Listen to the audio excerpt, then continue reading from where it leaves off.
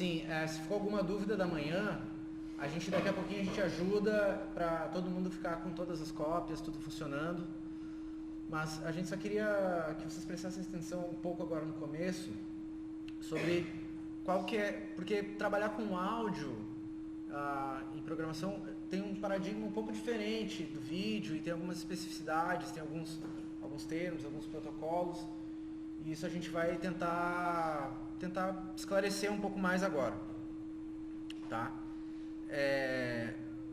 Com o Puridata, com essas linguagens, a maioria das linguagens de programação voltadas para áudio e para música, elas possibilitam que a gente faça síntese sonora, que isso significa a criação de novos timbres, a manipulação do timbre. O que é o timbre, né? Não sei se isso está claro para todos, mas o timbre é o que é a própria constituição física do som, né?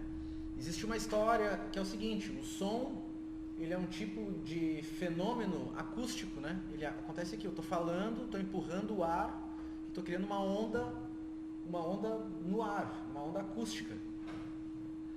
O microfone, ele codifica essa onda acústica num impulso elétrico. E a placa de som do computador, ela converte esse impulso elétrico para dados, né? A gente quantifica esse impulso elétrico, mede esse impulso elétrico. No PD, a gente pode fazer então síntese, a gente pode fazer análise do som, análise do áudio que está entrando, tanto no microfone quanto o outro instrumento que tem instrumento elétrico, ou então cuidado que o cabo que está esqueletando aqui. Quanto do instrumento elétrico. E também processamento. A gente pode pegar esse áudio e processar ele, distorcer, alterar, modificar, aplicar efeitos, né? O primeiro objeto para a criação de síntese, ele tem uma onda senoidal, um formato de onda senoidal estocada dentro dele. É o objeto OSC-TIL. Ele é uma onda senoidal. Tá? Vou botar aqui uma frequência. Bota um valor de frequência. Ou seja, a frequência está relacionada ao tamanho da onda e vai estar relacionado ao tom, à tonalidade dessa nota que essa onda vai gerar. Então, vou botar aqui uma onda de 300 Hz, por exemplo. E vou jogar ela na saída de áudio. Tá? A saída de áudio é representada pelo objeto DAC-TIL, que é Digital Analog Converter, ou seja, ele converte um sinal digital, dados do computador, em sinal analógico, para ir para as caixas, né? E manda para a placa de som. Então, essa é a ideia. O PD, assim, tem uma questão aqui, ó, por exemplo, no menu Mídia, se vocês olharem o menu Mídia, você vai ter uma série de opções, tá? Provavelmente quem está no Windows ou no Mac, essas opções daqui, elas vão estar diferentes. Por quê? Porque isso aqui está se referindo aos drivers de áudio que estão presentes na sua máquina, né? Dependendo, Mac tem aquele porte áudio, ou tem o jack também. Existe meio jack para, né? Só que no caso, se o jack não estiver instalado, ele não vai funcionar. Quer dizer, são diferentes drivers, né? Aqui em Audio Settings, você vai ver, por exemplo, aqui, ó, Input Device. No meu caso aqui, eu estou tudo pelo jack. Então, quem está fazendo a gestão das placas de som, se eu tiver mais de uma placa de som, vai estar sendo o jack. Mas no caso de vocês, provavelmente, se você clicar aqui, ele vai aparecer. Se você tem duas placas de som instaladas, uma on-board e outra USB, por exemplo, ela vai aparecer aí como opção, né? Eu acho que o próprio PD, quando você instala, ele pede para você ir direto numa AUL lá e instalar um drive Mas isso no Windows ou no Mac? No Windows. Quando eu instalei o PD, ele pediu depois nas configurações para Ah, porque você já estava com a placa espetada. Do notebook. Tá. Até fala. Certo. Aí ele pede especificamente sobre Certo. o PC, se é algo funcional. Sim. E aí tem uma questão que é o seguinte, ó, o PD, quando ele está rodando, independente de você estar no modo de edição, no modo de execução, ele tem essa coisa que é essa chave, que é o DSP, né, que é o DSP on ou DSP off, ou seja, ele está processando o áudio ou está desligado, né? Então muitas vezes eu programo com o DSP off e ligo o DSP on para testar, senão eu fico louco ouvindo aquela senoidal o dia inteiro. Eu já fiquei um pouco louco, inclusive. Então se eu ligar aqui, ó, o meu oscilador 300 Hz direto no DAC, não acontece nada porque eu desliguei o DSP. Vou ligar o DSP.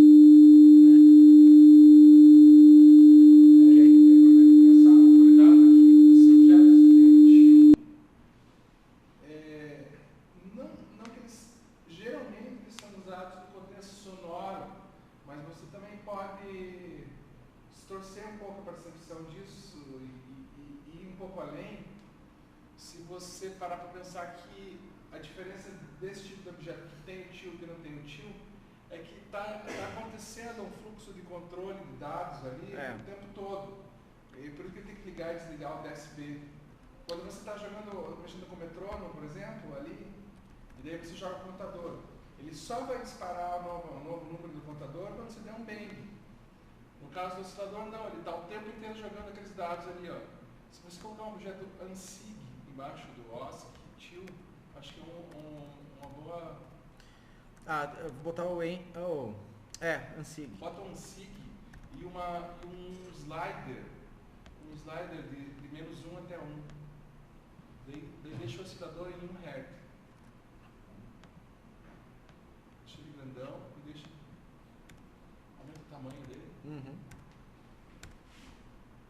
Deixa ali 200 por 40.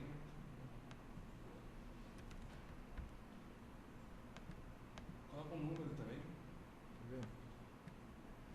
Aí deixa em 1 Hz.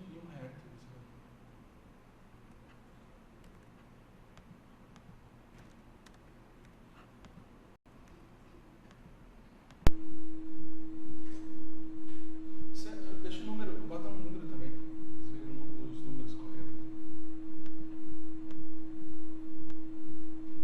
Isso é interessante para vocês desenvolverem uma intuição do que seria, inclusive, a ideia de senoide, seno, cosseno, tudo no vestibular lá, trigonometria. Tá em cima 1, daí menos 1. Passa pelo zero. Passa pelo zero. Isso é usado porque a ideia de senoide é a ideia que seria o círculo perfeito. Por isso que esse som, ele é o som senoidal, esse som parece uma flauta, assim. Ele é usado como se fosse a condição ideal, laboratorial, de um timbre que não teria nenhum tipo de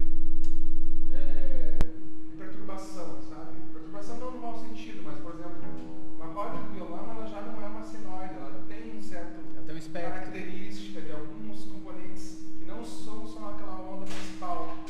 A onda senoidal, ela seria como se fosse uma esfera tubular, assim, né? Uma coisa tubular, assim, perfeita. Então, o oscilador, o que está acontecendo, por exemplo, quando você está jogando os dados no oscilador, na verdade você está falando para o alto-falante assim, ó, vá até 1, volta até menos 1. Porque o alto-falante ele mexe, né? É isso que ele faz, o som. Tá saindo o som, é que o alto-falante está mexendo, está empurrando o ar. Então, no caso do senoide de 1 Hz, na verdade não é audível. 1 Hz seria uma vez por segundo. A gente ouve de 20 Hz até 20 mil Hz. 20 Hz. Se desse para ver vou quebrar um negócio. Mas assim, o alto-falante a gente não está ouvindo, mas ele está mexendo. Só que ele se mexe muito rápido. Não, aqui no caso ele está mexendo bem devagar. Ele leva um segundo para. Ele leva o 1 Hz significa que ele vai levar 1 segundo para fazer todo o movimento. Para sair do menos 1, passando pelo 0 até e voltar para o menos 1. Sim. Mas no caso do falante desse tamanho não é o suficiente para deslocar uma massa diária. Por isso um subwoofer, um subgrave, ele abre um falante grandão, que 20 Hz a 30, digamos, você já sente no corpo, né? É para ser, teoricamente, ouvir a partir de 20. Então você precisa deslocar uma massa muito grande de ar, assim, né? Subgrave. Enfim. Tá, vou tirar isso aqui. Isso é legal para vocês pensarem que a partir do momento que você ligou o DSP, está correndo aqueles dados ali. Estão correndo ali. Vou colocar aqui um elemento novo para a gente ter uma visualização. Uma coisa interessante da gente notar é o seguinte, ó. Percebam que os objetos que tem uma diferença gráfica. Os objetos que tem o TIL, eles são conectados com um cabo que ele é mais grosso. Isso, quando você bota o olho, você já vê, pô, aqui é áudio e aqui é controle. Ele tem uma diferença de sintaxe. Assim. Tem um conectorzinho preto, né? Ele é mais grosso. O cabo é um pouquinho mais... Como que ele dissesse assim, ó, por aqui já está passando o número. Basta você ligar o DSP que já está passando o número. No caso de um contador, por exemplo, você tem que falar, passe 1, 2, 3, tem que dar o comando. Eu vou mostrar um novo elemento gráfico para a gente visualizar o áudio, mas ele serve para várias outras coisas, tá? Que é um array, tá? Um array é um espaço de memória, tá? Que ele é essa caixinha aqui, ó. Tá? Tem que conectar nas duas pontas do DAC mesmo? As duas pontas do DAC representam assim, a saída esquerda e a saída direita. Se você tem uma placa de som que ela tem mais saídas, tipo uma placa de som que tenha 4 saídas, que tenha 8 saídas, aí eu vou dizer DAC-TIL 1, aí alguma coisa vai sair no DAC-TIL 1, aí eu faço DAC-TIL 2, DAC-TIL 3, DAC-TIL 4, quantos, eu posso fazer uma espacialização, um som que sai de uma caixa, que vai para outra, né, ter uma... O array, esse elemento aqui, ó, o array, ele é um espaço de memória. Ele é como se fosse uma tabela que guarda números, certo? No X e no Y. É como se fosse, eu gosto de pensar numa analogia assim, todo mundo conhece tabelas do Excel, por exemplo. O array é como se fosse uma tabela do Excel de uma coluna só. Ele só tem, né, é como se fosse uma lista de números que eu tenho um índice que eu posso escrever e ler nessa tabela, tá? E eu posso escrever tanto áudio quanto dados, quanto o que eu quiser, né? São apenas números. Eu vou escrever esse áudio, ao mesmo tempo que tem esse conceito de escrever o áudio, de mandar o áudio. Então eu estou mandando para a placa de som e vou mandar também para o array, para mim ver a forma de onda. Então eu tenho um objeto que se chama tab write to. Então ele é um objeto que escreve na tabela.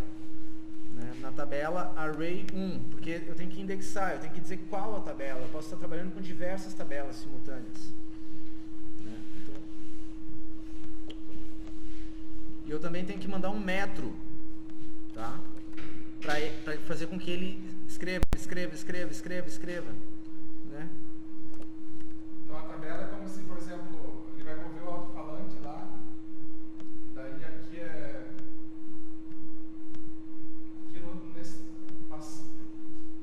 as amostras foram passando durante o tempo. Construiu aqui, chegar em menos 1, e aqui chegar em 1, e aqui em menos 1. Daí foi populando assim.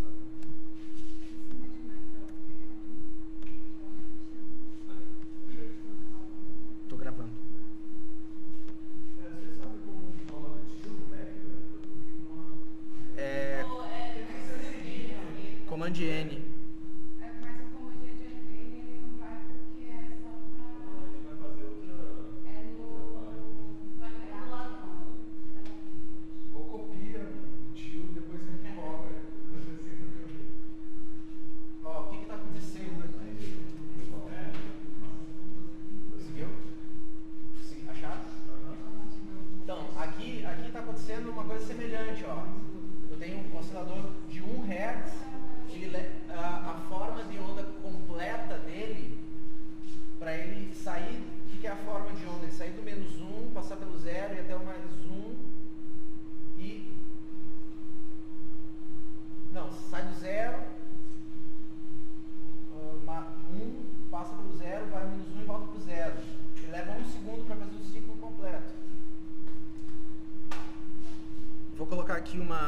caixa de número para mim alterar. Então aqui. 0 não vai ser nada, ele vai ficar parado. 1, 2, já está o dobro da velocidade.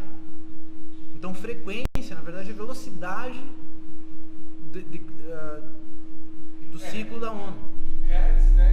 Hertz é uma unidade de ciclo por segundo. Isso. Ó, isso aqui não é bem 100 Hz, já é o plástico vibrando quase. Plástico.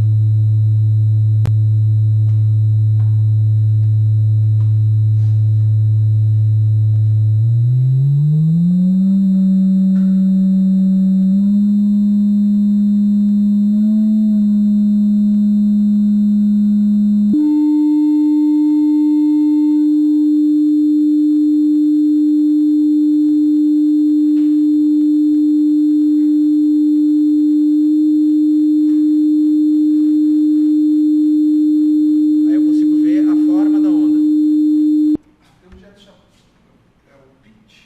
O pitch, Sim. e o segundo casinha é o símbolo do astronauta. Ah, legal. Um símbolo na segunda casa, embaixo. Segunda Tá. outlet. Mas daí eu tenho que... Você tem que dar a saída direta. Ah, não, você tem que converter ele para F2M, idiots. F2M. Daí já dá uma reduzida no mid.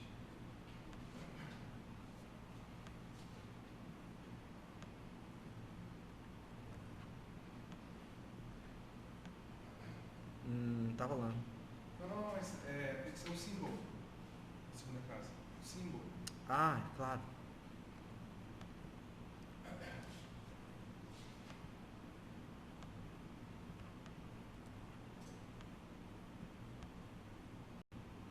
Legal. Fazer aproximada. Né? É, aham.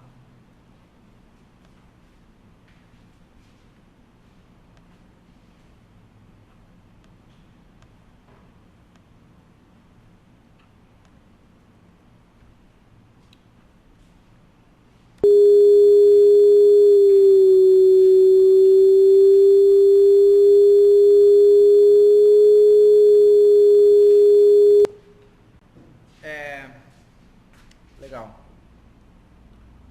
Isso aqui, esse módulo aqui, ó, tá mostrando assim uma visualização já para notação musical, para notação temperada, né? O que é a notação temperada? O temperamento é uma padronização das frequências que resultou no próprio design do piano, que acabou determinando muito do repertório da música europeia, da música clássica, que a gente chama de música clássica, né? Que separou, que padronizou, não, são 12 notas, como que a quinta iria ser temperada, como que a terça maior foi diferenciada da terça menor, né? A padronização desses intervalos, né? Porque no plano das frequências, no plano da onda acústica, existe um descompasso entre o temperamento da música ocidental, o cânone da música ocidental europeia, para o plano das frequências. Por exemplo, vamos fazer um experimento. Digamos, não é um descompasso, é que a gente aprende a classificar os sons de uma maneira e desconsidera as outras gamas de frequência. 200 Hz. Isso é 200 Hz. Ele está me dizendo que é um Sol 3. Se eu for para 201 Hz, eu vou ter quase muito pouca diferença. Mas existe uma diferença. 202. 203.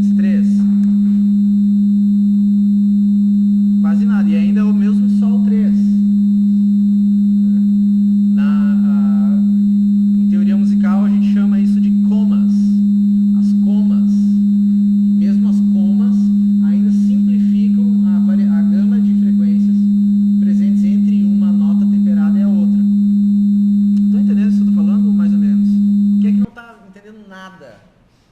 Sem vergonha, assim. Que a gente não estudou teoria musical, às vezes.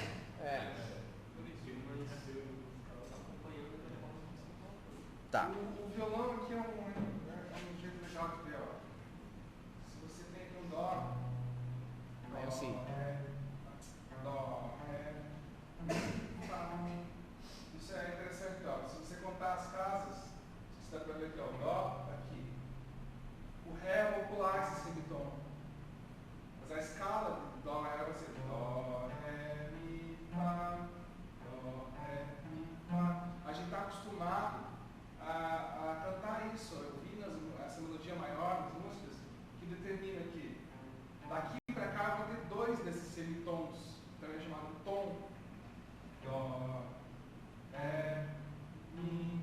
Só que entre o mi e o fá a gente está acostumado a ouvir meio. Mi, fá. Só que entre assim, na música temperada, na música europeia, o menor intervalo é o semitom. Só que de um semitom para o outro tem um universo de frequências. É mais fácil perceber isso nos instrumentos como o violino, Sim, o violoncelo, que ele não tem os trajes. exato, é. Então você tem que posicionar o dedo exatamente na nota e possivelmente você vai jogar ou com uma frequência mais alta ou mais baixa. E aí vai ter essa mínima... Vamos fazer um experimento. Quer ver uma coisa legal? Ó? Isso que ele falou no próprio violão, a ideia de bends, tá bom? Exato, Essa desafinadinha, ela não está prevista na escala. Não tem como, na notação não tem como notar, assim, é a mesma nota. Assim, o pessoal inventa um sinalzinho para dizer que cada um... Ó, vamos fazer um experimento.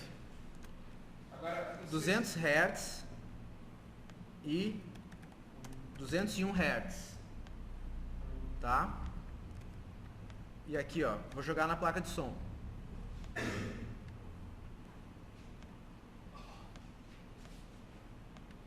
O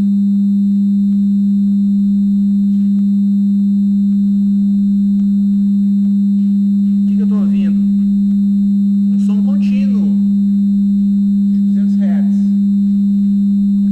Se eu for ligar 201 Hz, vou ligar nas... para parecer que é mesmo. Esse é o 200, esse é o 201. Mesma coisa. Agora eu vou somar esses dois. Somar quer dizer mixar, quer dizer, vai ficar com 400. Isso. Agora eu vou somar aqui.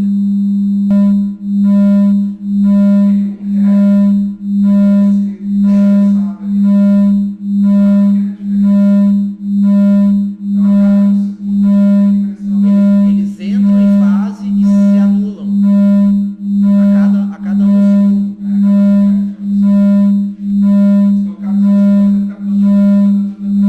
Ó, se eu botar aqui 200.5, ponto 1.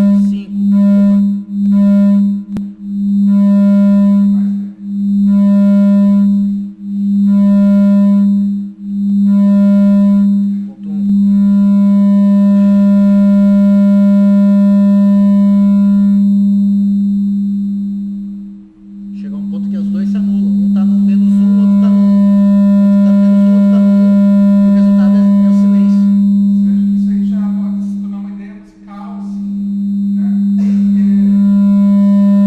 você pode ter um timbre qualquer que você está modulando ele a 200 Hz, digamos, se você fizer um outro, mesma portadora, né? Você fizer a 204, vai ter uma batida de 4, 208, vai ter uma batida de 8. Isso. Então você pode jogar com ritmo. Exato.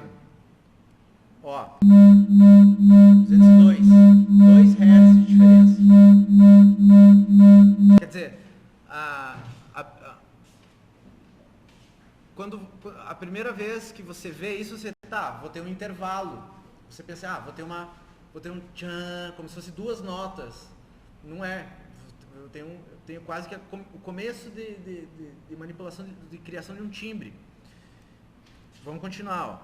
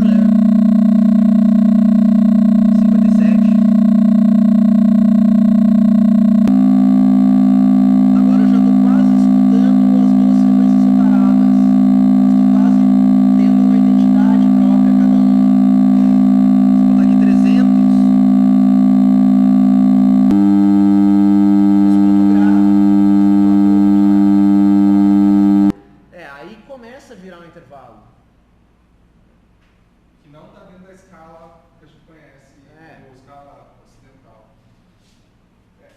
Esse universo que se abre, ao mesmo tempo que ele é o mais interessante, ele dá um desespero se você quer ainda levar como base a música ocidental, né? Sim, porque a própria teoria musical tradicional e a notação musical tradicional não dá conta desse fenômeno, desse modo, dessa maneira de pensar. Aí eu posso ter umas coisas mais legais, mais complexas. Por exemplo, se eu pegar tudo isso aqui, ó, uma coisa interessante de programação no PD é o seguinte, ó, você vem com o mouse, você seleciona, ó, um pedaço de código. Aí você digita assim, ó, Ctrl D. Aí ele duplica. Isso. Então aqui eu tenho uma soma, tenho duas somas, que eu vou somar o resultado das duas somas. De um lado eu vou somar isso, do outro lado eu vou somar isso. E aí vou começar a derivar. Vou ter 200 e 205. E aqui eu vou ter como se fosse assim... 400 e 410. Eu vou botar 300 e 300.3. Vamos ver o que dá.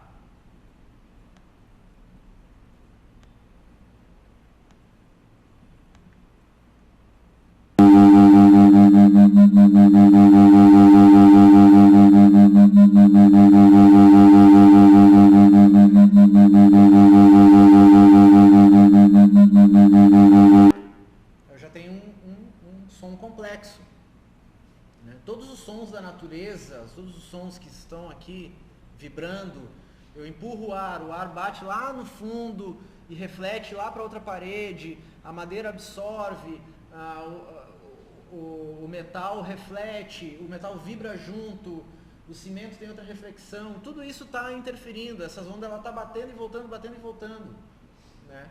Isso está influenciando na acústica da sala.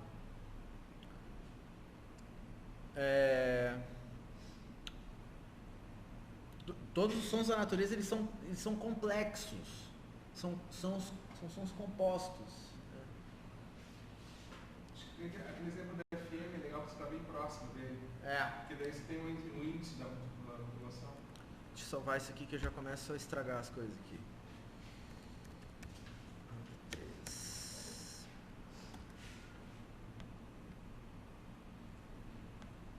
Existe uma técnica de síntese, só para a gente encerrar esse papo da síntese já ir mais adiante, que se chama frequência modulada. Essa técnica que eu mostrei anteriormente de somar osciladores é uma técnica que se chama síntese aditiva. Você vai somando e vai achando resultados, descobrindo novas relações, né? Tem muito a ver com uma área de pesquisa que se chama psicoacústica, de como você percebe o tom, como você percebe. Eu tenho um oscilador,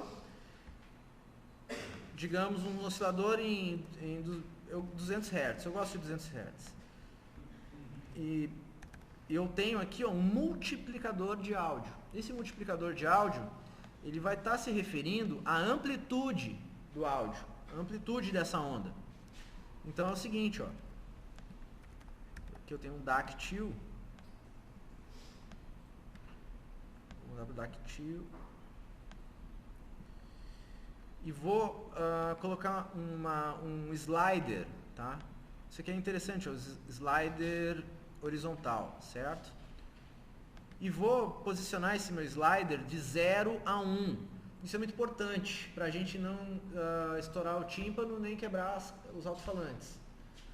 Porque como a gente está trabalhando num nível baixo da manipulação da onda, muitas vezes assim, você está transformando número em onda. E num nível baixo, quer dizer, não é um programa que já está pronto, o programa não vai deixar você estragar a caixa, o programa já comercial, o programa já mais bem resolvido, a gente está criando uma coisa nova, é muito importante. As amplitudes, os volumes dos osciladores sempre devem estar de 0 a 1 no plano do controle. Por exemplo, então esse slider, eu vou mudar a propriedade dele, ele por padrão está de 0 a 127, talvez uma herança da época que esse programa só trabalhava com MIDI, né? Para 0 a 1. Então o mínimo dele vai ser 0 e o máximo vai ser 1 do slider. Então o oscilador ele vai entrar na entrada esquerda do multiplicador de áudio e o slider na direita. Ele vai modular a amplitude, certo? Então vou ligar o DSP, aí eu tenho um controle de volume. Aí eu vou aqui no dedo e consigo abrir o volume dele e fechar. Tá? Bom, beleza. O que é a frequência modulada? Vejam, a frequência é a entrada da esquerda do oscilador. É na entrada da esquerda do oscilador que, apesar, por exemplo, esse oscilador, eu inicializei ele com 200 Hz, mas eu posso substituir esses 200 Hz iniciais por um valor que entra ali. Então aqui, ó, vou abrir o volume, é 200.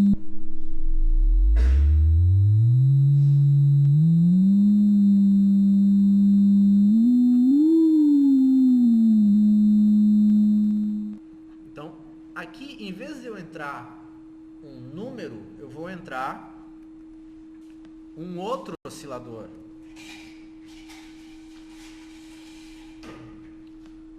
Né? Na verdade, assim, eu vou fazer,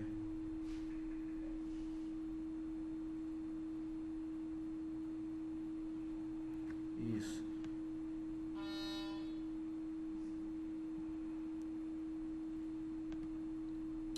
Não, na verdade, como é que é? Eu vou botar um oscilador aqui, que ele vai ter uma amplitude, vai ser o índice de modulação. Então, a frequência da modulação, o índice de modulação,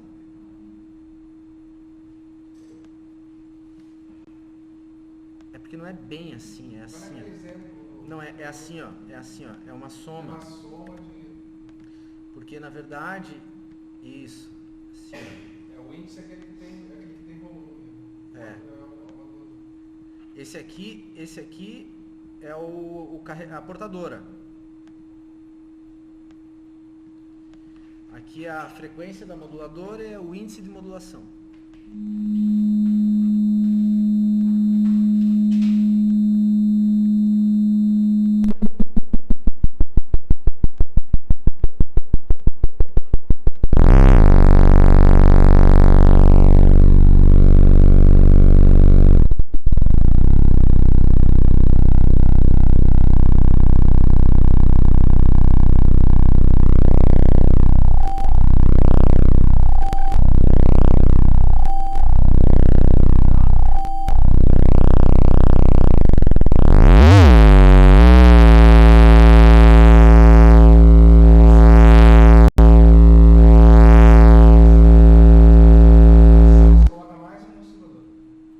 Na saída da soma. Da soma mais um oscilador? É.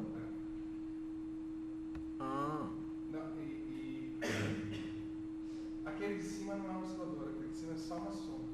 É só um... Aqui? Toda aquela parte de cima vai para baixo. Tá bom? Ah, peraí. Ó, embaixo do mais você coloca aqui. Esse pedaço que você fez. E em cima você coloca só um índice, só um número. Aqui é só um número.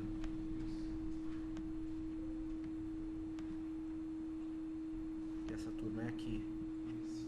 Você até pode... Deixa eu organizar. Você pode até tirar agora aquelas caixas que está redundante, tá? Está redundante essa aí. Essa aqui, né? Pode botar um número ali, só para ver qual está o... Tipo aqui. É isso? Não. Não. Só que trocado. Não, ó.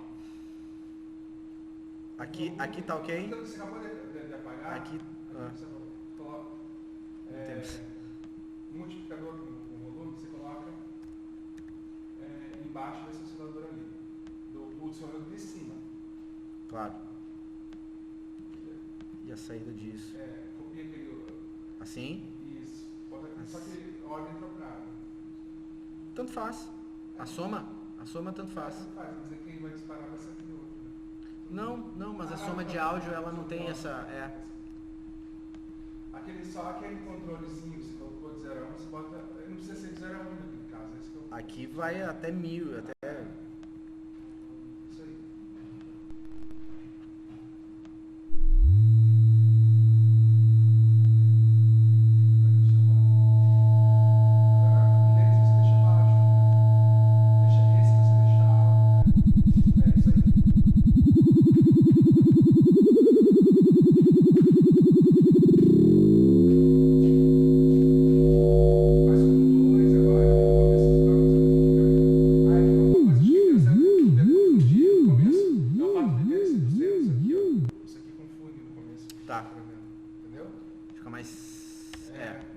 Melhor.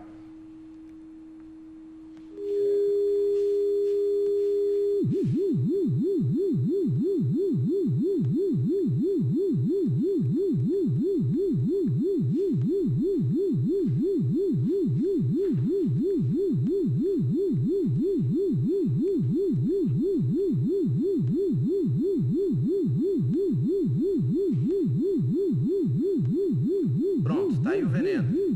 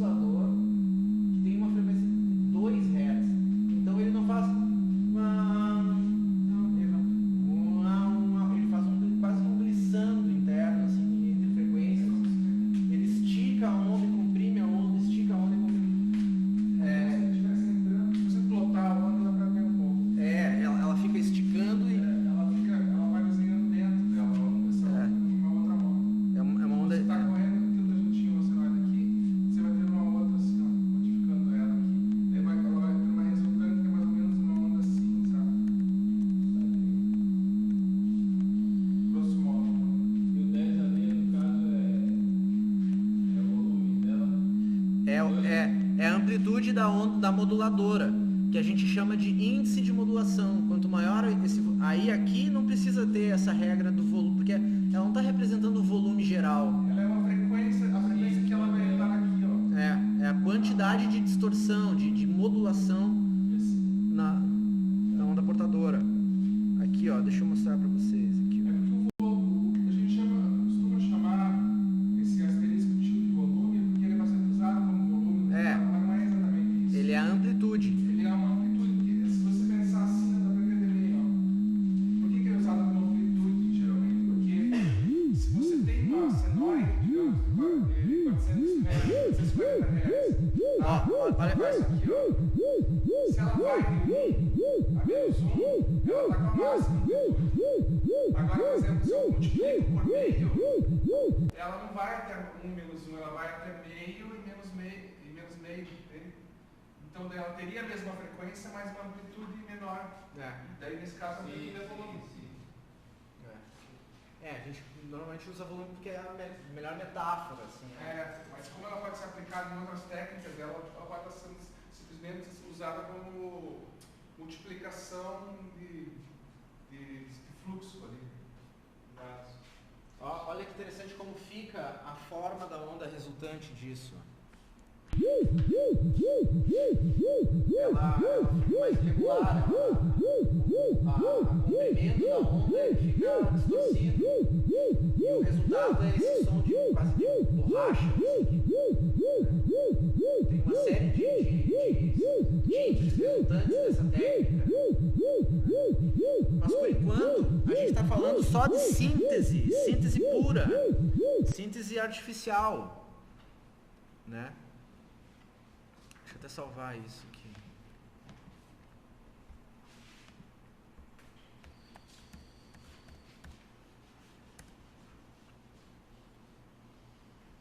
Estão copiando ainda, gente?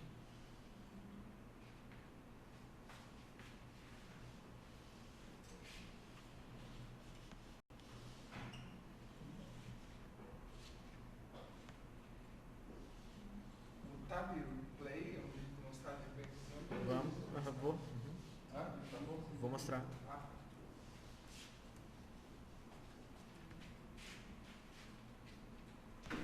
Então já para vocês irem refletindo quando está abrindo ali. O que eu estou chamando de som artificial, som natural, na verdade é um vício que tem muito mais. Mas isso definiu todo o início da computação musical, assim, porque antes os computadores não tinham tanta capacidade de você gravar um som no computador. Então uma das primeiras coisas era meio separado isso, assim, no começo da tecnologia da música, existiam os gravadores, que eram em fita, geralmente, assim, e você tinha os as primeiras computadores, dispositivos eletrônicos, que eles estavam tentando trabalhar com senoides. Até mesmo os gravadores tinham umas técnicas de acelerar e desacelerar para gerar senoides. E com o tempo isso foi fundindo, mas existe uma busca que pode ser assim epistemologicamente colocada. E também tinham osciladores de onda elétrica, de eletrônica mesmo. Osciladores analógicos. Mas o fato é que existiu em paralelo uma música que no começo até surgiu o surgimento desses termos música eletrônica e música concreta. Uma música que estava buscando definir timbres que não existiam na natureza a partir de relações matemáticas entre essas parciais, entre essas senoidais e entre formas de onda diferentes. E uma música que estava trabalhando com a gravação, descontextualizando gravações e querendo criar timbres com isso. Quando a computação foi conseguindo ter a mesma capacidade de fazer essas duas coisas, isso também foi convergindo. Certo? E é o que ele vai mostrar no programa. Com as tabelas, daí começa a ideia de som gravado, né? Você pode começar a misturar isso. Olha só. Da mesma maneira que eu tenho como saída um objeto chamado DAC-TIL, como entrada de áudio, eu tenho um objeto que é o ADC-TIL. Ele representa a entrada de áudio. No meu caso aqui na minha placa de som só tem duas entradas, que é o microfone on-board, que já está espetado aqui, e essa entrada de áudio aqui. Esse aqui é o microfone e essa é a entrada de áudio. O microfone, eu vejo se ele está entrando um áudio, tem várias maneiras de eu verificar isso. A primeira que eu prefiro usar sempre é um objeto que analisa a amplitude do áudio de entrada. Tá? Isso é bem legal e bem útil assim, para a gente criar sinestesia entre áudio e vídeo e arte interativa e tal. O ENV-TIL, ele vai procurar os picos de amplitude que eu tenho do áudio de entrada. Tá? Deixa eu só baixar o volume disso aqui.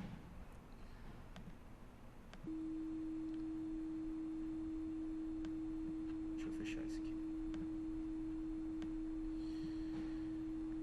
vou botar um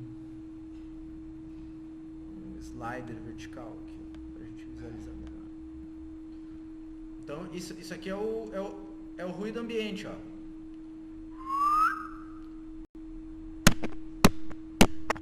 Tá? Então ele está entrando o áudio, ele está medindo a amplitude do áudio de entrada. Tá? Esse resultado ele está em decibéis, que é um tipo de grandeza logarítmica exponencial.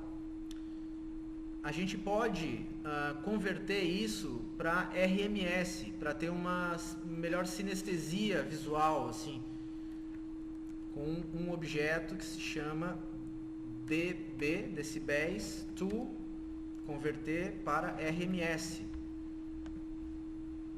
tá? Que são duas grandezas de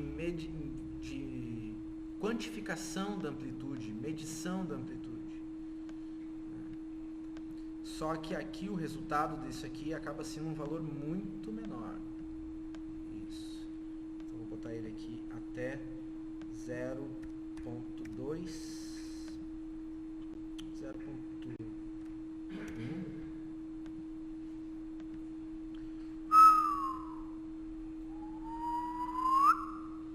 Então aí eu tenho uma melhor...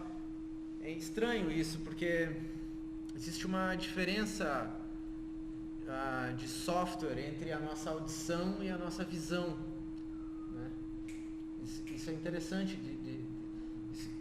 A gente pode até definir um ramo de estudo, assim, seria sinestesia, que tanto mistura psicoacústica como percepção visual e tal. Então aqui eu tô tendo uma resposta mais, pelo menos do ponto de vista visual, mais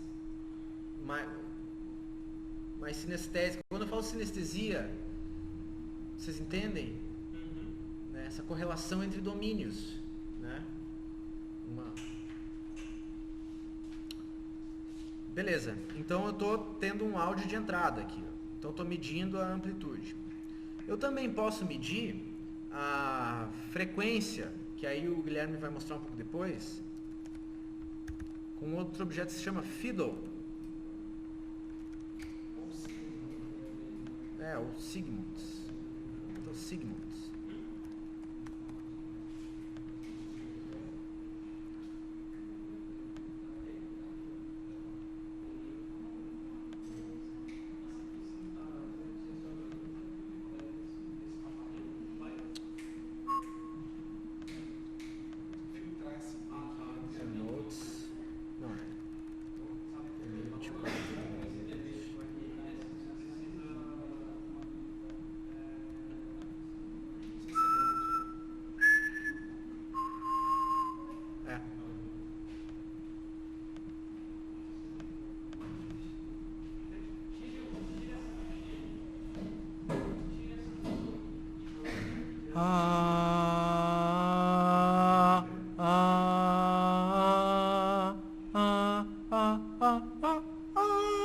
Tá. Aí começa essa fase de pagar mico na frente do computador. A gente está mapeando aqui, tentando esse objeto Sigmund Till, né?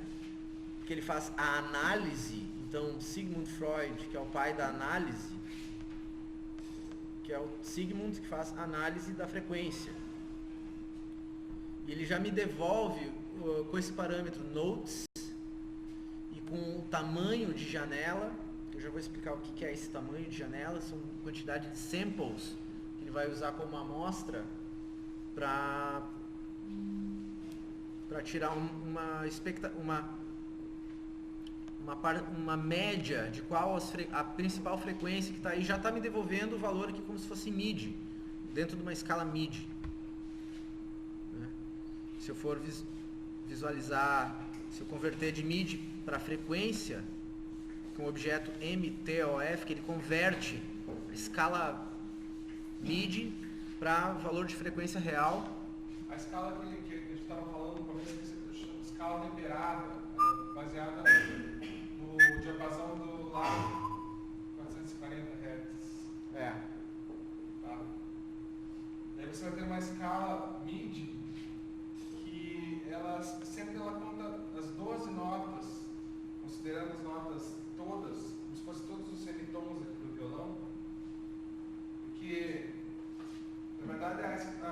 Em maior, menor, é transpositivo, no violão dá pra ver bem, tipo lá, Dó, Ré, Mi, Fá.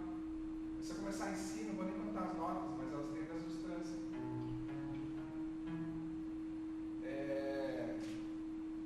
Na verdade, para música maior, menor, que é a gente está mais acostumado a ouvir, talvez a maioria das pessoas, por causa da música de rádio, essa ideia de você ter 12 semitons é muito mais uma função de transposição sempre dessas escalas do que usar todas essas notas numa mesma música. Lógico, daí vai ter estéticas que mudam isso. Mas a questão é que a gente tem as 12, né? E por isso que é meio confuso, principalmente para quem nunca estudou música. Ah, por que a 12ª nota é a oitava? Fica meio estranho isso. Porque só você pensar que a escala maior, a escala menor, ela é baseada na ideia de 7 notas, daí a oitava seria a que está num batimento do dobro, né? Digamos, o Lá 220, o Lá 440 Hz, o Lá 880 Hz. Então, daí você vai ter o Dó, Ré, Mi, etc. Né? Você vai ter o Dó sustenido aqui, você vai ter o Ré sustenido aqui. Entre o Mi e o Fá não tem. Né? Por aí vai. Daí quem também não sabe, não tem nenhuma base, dá uma olhadinha nisso, nem que seja no Wikipedia. O fato é que essas 12 você vai contar. Digamos que se tivesse um primeiro Dó, ele seria o 0. Então o primeiro Dó seria o 0, depois escrever em notação